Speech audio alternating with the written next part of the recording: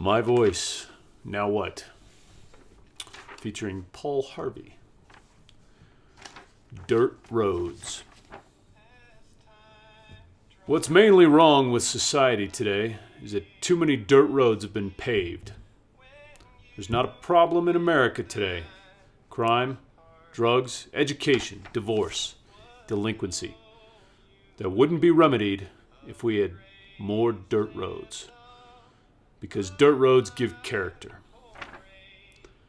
People that live at the end of dirt roads learn early on that life is a bumpy ride.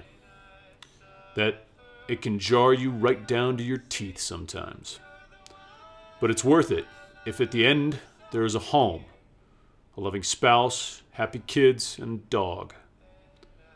We wouldn't have nearly as much trouble with our educational system if our kids got their exercise walking a dirt road with other kids from whom they learn how to get along. There was less crime in our streets before they were paved. Criminals didn't walk 2 dusty miles to rob or rape if they knew that they'd be welcomed by 5 barking dogs and a double-barrel shotgun.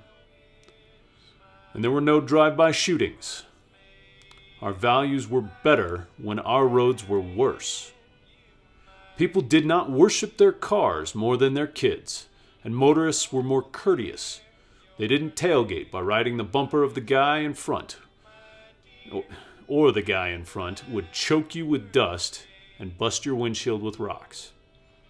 Dirt roads taught patience. Dirt roads were environmentally friendly. You didn't hop in your car for a quart of milk. You walked to the barn for your milk. For your mail, you walked to the mailbox.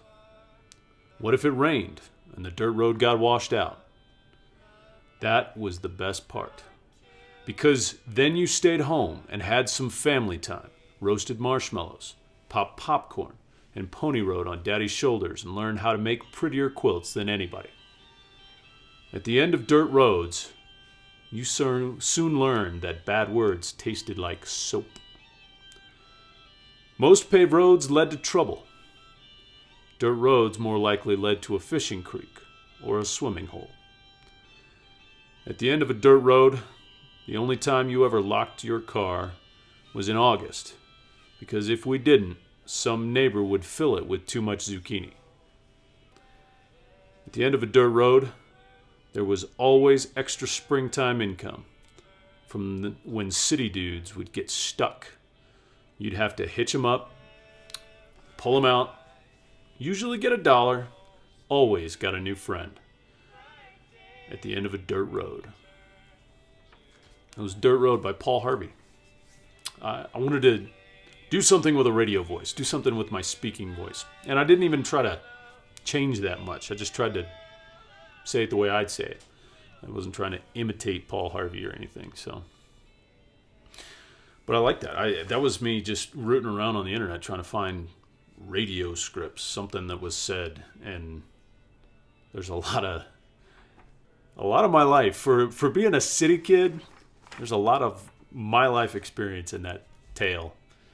Because, man, some of the dirt roads that I've gone down, some weren't even necessarily the dirt road. I remember hanging out with my friends on a little pullout on a country road, watching the moon when it was the biggest and talking and reading to each other. And I remember driving dirt roads out to my mother's farm. My mom grew up on the farm.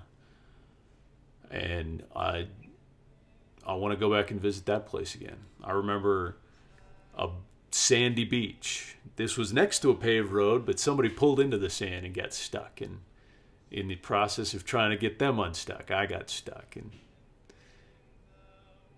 just, there's all kinds of roads that we travel down.